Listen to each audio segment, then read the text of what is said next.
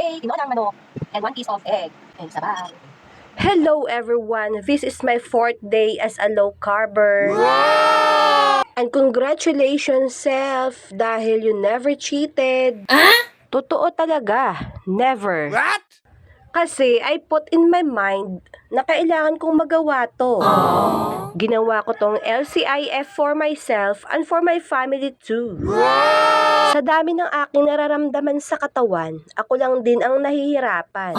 Gusto kong gumaling sa aking fatty liver para ang pamilya ko ay makasama ko pa ng matagal. Wow! So kapag nagki-crave ako, I'll just always think and do the rules of craving. Una, naglalagay lang po ako ng asin sa ilalim ng aking dila. What? And of course, may electrolytes and plenty of water to be hydrated.